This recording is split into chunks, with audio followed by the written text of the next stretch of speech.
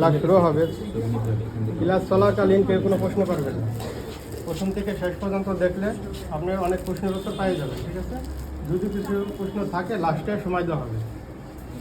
এই ক্লাস চলাকালীন কেউ প্রশ্ন করবেন না, শুধু আমি কথা বলবো, ঠিক আছে? তাহলে এটা হচ্ছে মাশরুমের স্পন প্যাকেট এবং কমপ্লিট প্যাকেট।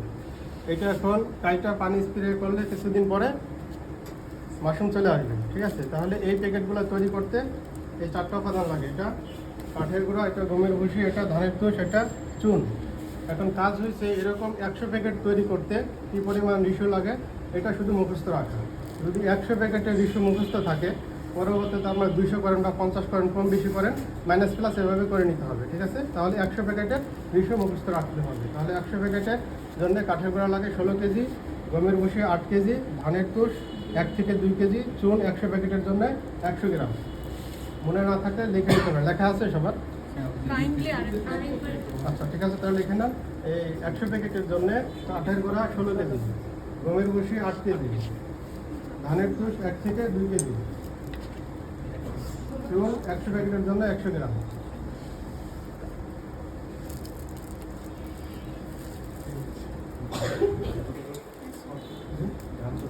ধানের তুষ 1 থেকে 2 কেজি দিলেই হয়। হ্যাঁ, আচ্ছা আচ্ছা, তাহলে এবার মিক্সার পদ্ধতি। তাহলে 100 প্যাকেটের জন্য কাঠের গুঁড়া কতটুকু বলা হয়েছে? 16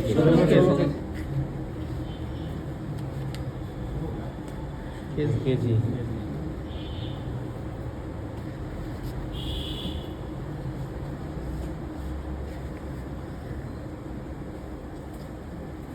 প্যাকেটের জন্য গমের ভুসি কতটুকু? 8 কেজি।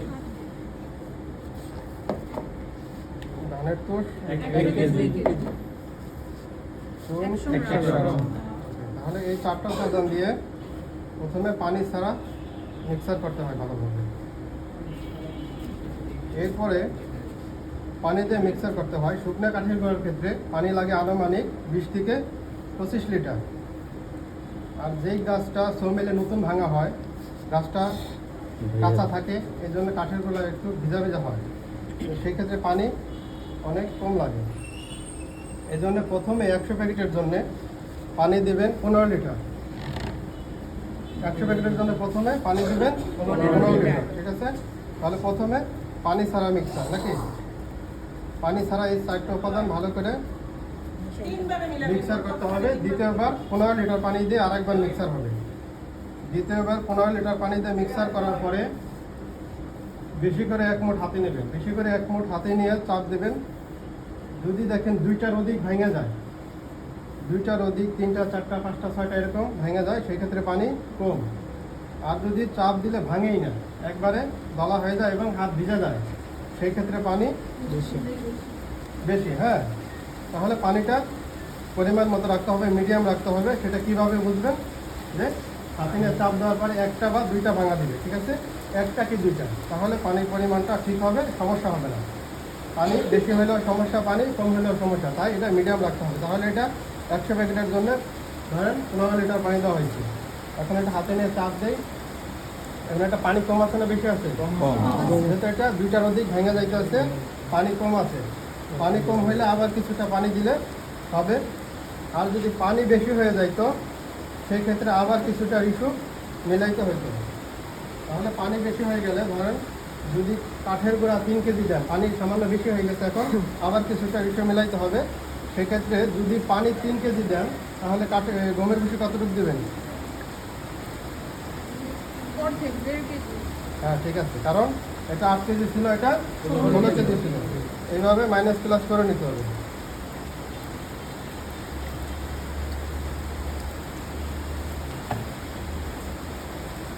আর ধানের তুষ যেহেতু 1 থেকে 2 কেজি বলা হয়েছে, সামান্য দিলেও হবে, না দিলেও হবে। আর চুনটা ওইভাবে মাইনাস প্লাস করে সামান্য পরিমাণ দিয়ে দিতে হবে।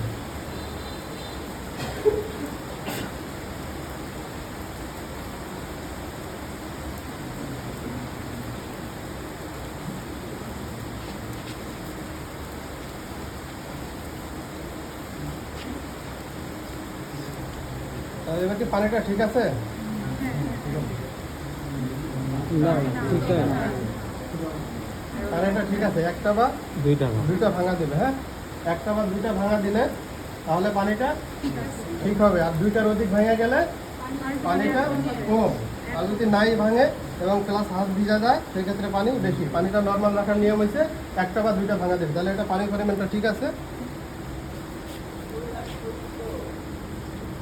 বেশি মানুষ তো ধরে দেখার সমস্যা, কেউ ধরে দেখলে দেখতে পারেন যারা কাছে আছে না।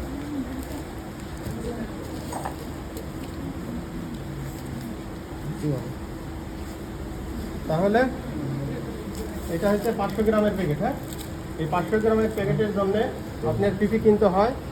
পিপির সাইজ 7x10, হ্যাঁ 7x10 পিপির সাইজ, এরকম সাইজগুলো। আর এগুলো এক পিপিতে হবে না, পিপিগুলো ডাবল করে নিতে হবে।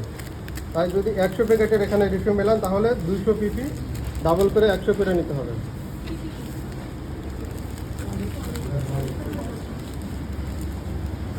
তাহলে পিপিটা এভাবে একটার ভিতরে একটা ভরে ডাবল করে নেবেন।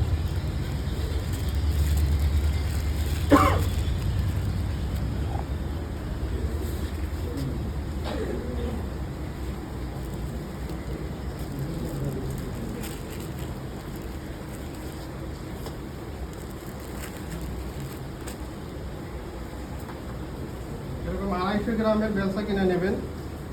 সেক্ষেত্রে এটা পুরো ভইরা দুইটা দিলে 500 গ্রামের মতো হয়ে যাবে। সামান্য কম বেশি হইতে পারে, কোনোটা 520 গ্রাম, কোনোটা 480 গ্রাম, যেহেতু মাইপে করতেছেন না।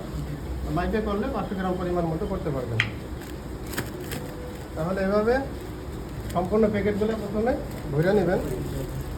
এভাবে ভরার পরে এভাবে চাপ দিয়ে হাওয়া ঢুকাবেন। দেখেন উপর থেকে চাপ দিয়ে হাওয়া ঢুকাইতে হবে। হাওয়া ঢুকে এইভাবে কোনাটা দুই পাশে ভেঙে দিতে হবে।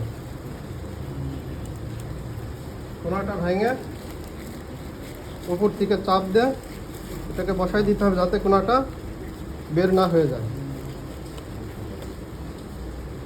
তাহলে এইভাবে সম্পূর্ণ প্যাকেটগুলো প্রথমে ভরতে হবে, সাথে কোনা ভেঙে দিতে হবে। ঠিক আছে, এইভাবে সম্পূর্ণ প্যাকেটগুলো ভরা হয়ে গেলে এরপরে দ্বিতীয় ধাপে এটাকে বাঁধতে হবে। বাঁধার জন্য এরকম নেক কিনে নিতে হবে। হ্যাঁ, এই নেকগুলোতে বাঁধতে হবে। আর এটাকে এইভাবে সাইডে চাপ দিয়ে, মসজিদের গম্বুজ আছে না, ওরকম ঢাল করে দিতে হবে। মসজিদের গম্বুজ কীরকম থাকে, মাঝখানে উঁচা, সাইডে ঢাল, এই জন্য মাঝখানে চাপ দেওয়া যাবে না। মাঝখানে উঁচা থাকবে, সাইডে ঢাল হবে। আর মাঝখানে 1 ইঞ্চি 1/2 ইঞ্চি পরিমাণ ফাঁকা রেখে চাপ দিতে হবে যাতে মাঝখানে উঁচা থাকে। এবং যদি পুরাটা আটটায় চাপ দেন তাহলে প্যাকেট ফাইটাও যাইতে পারে। আর যদি নাও ফাইটা যায় তাহলে মাঝখানে সমান হয়ে যাবে, প্যাকেটটা ভাঁজ করে যাবে, ওখানে পানি জমে প্যাকেটগুলো দ্রুত নষ্ট হয়ে যাবে। এই জন্য মাঝখানে উঁচা রাখতে হবে এবং সাইডে ঢাল করে দিতে হবে। তাহলে এভাবে সাইডে ঢাল করে এরপরে এই নেটগুলোতে এটাকে বাইরে দিতে হবে।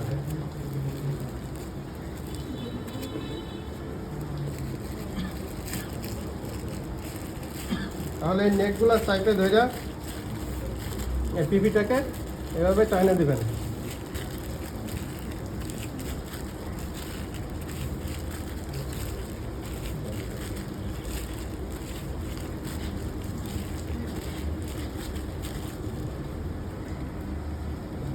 এরপর রাবার দিয়ে এটাকে বাইরে দিবেন।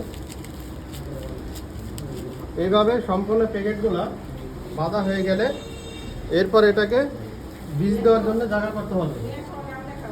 হ্যাঁ, এইভাবে প্যাকেটগুলো তৈরি করার পরে, হ্যাঁ ভরা হয়ে গেছে এবং বাঁধা হয়ে গেছে, এরপর এটাকে বীজ দেওয়ার জন্য জায়গা করতে হবে। সেই জন্য এই যে নেকটা আছে না, এই নেকটার সাইজ অনুযায়ী গাছের ডাল কাইটা এই 3 ইঞ্চি পরিমাণ সেকেন্ড করতে হবে। এটা যতটুকু হোক নিচে 3 ইঞ্চি পরিমাণ সেকেন্ড করতে হবে। এটা বীজ দেওয়ার জন্য জায়গা করতে হবে।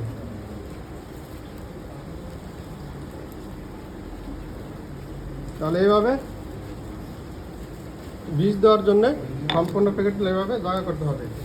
এখন এটা ধরে দেখতে পারেন, এটা চাপ দেখে ভেঙে ফেলাবে না, শুধু পিপিটা কিরকম টাইট এটা শুধু দেখবেন। হ্যাঁ, দ্রুত দেখে দিয়ে দেন সবাই। পিপিএ যে থিকনেসটা যেটা কত